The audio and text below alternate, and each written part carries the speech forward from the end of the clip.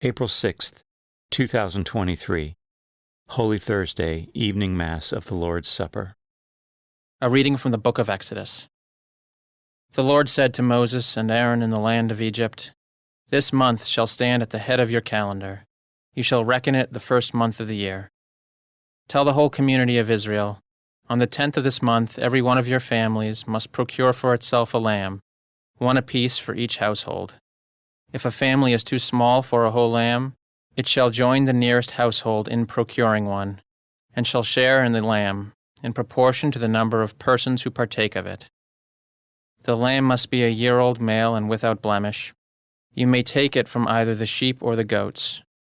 You shall keep it until the 14th day of this month, and then, with the whole assembly of Israel present, it shall be slaughtered during the evening twilight. They shall take some of its blood and apply it to the 2 doorposts and the lintel of every house in which they partake of the lamb. That same night they shall eat its roasted flesh with unleavened bread and bitter herbs. This is how you are to eat it, with your loins girt, sandals on your feet, and your staff in hand. You shall eat like those who are in flight. It is the Passover of the Lord. For on this same night I will go through Egypt, striking down every firstborn of the land, both man and beast, and executing judgment on all the gods of Egypt. I, the Lord. But the blood will mark the houses where you are. Seeing the blood, I will pass over you. Thus, when I strike the land of Egypt, no destructive blow will come upon you. This day shall be a memorial feast for you, which all your generations shall celebrate, with pilgrimage to the Lord as a perpetual institution." The word of the Lord.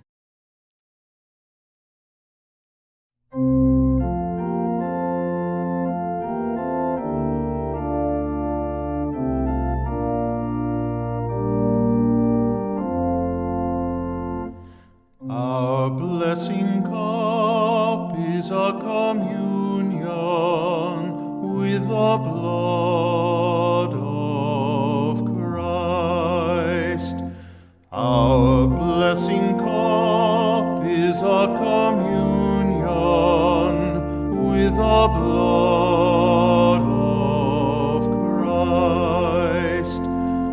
How shall I make a return to the Lord for all the good He has done for me? The cup of salvation I will take up, and I will call upon the name of the Lord. Our blessing cup is a communion with the blood of Christ.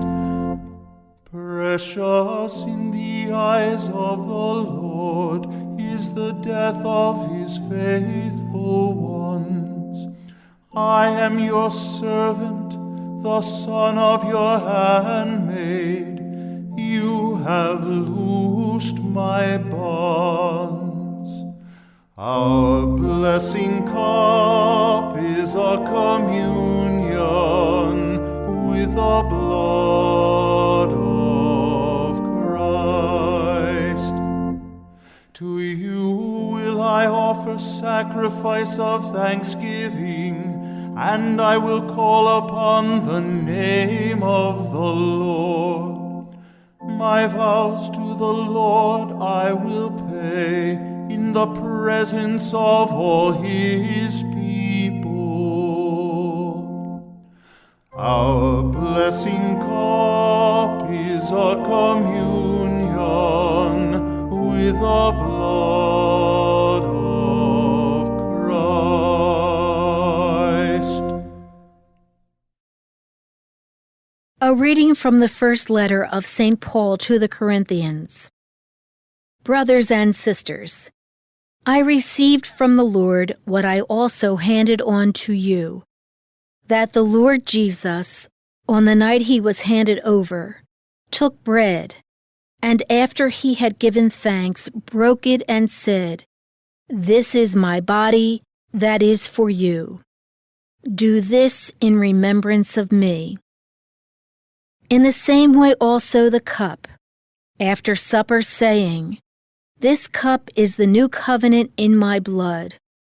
Do this as often as you drink it in remembrance of me. For as often as you eat this bread and drink the cup, you proclaim the death of the Lord until he comes. The word of the Lord. A reading from the Holy Gospel according to John. Before the feast of Passover, Jesus knew that his hour had come to pass from this world to the Father. He loved his own in the world, and he loved them to the end. The devil had already induced Judas, son of Simon the Iscariot, to hand him over. So, during supper, fully aware that the Father had put everything into his power, and that he had come from God and was returning to God, he rose from supper and took off his outer garments. He took a towel and tied it around his waist. Then he poured water into a basin and began to wash the disciples' feet and dry them with a towel around his waist. He came to Simon Peter, who said to him, "Master, are you going to wash my feet?" Jesus answered and said to him, "What I am doing you do not understand now, but you will understand later." Peter said to him, "You will never wash my feet." Jesus answered him, "Unless I wash you, you will have no inheritance with me." Simon Peter said to him, "Master, then not only my feet but my hands and head as well." Jesus said to him, "Whoever has bathed has no need except to have his feet washed, for he is clean all over.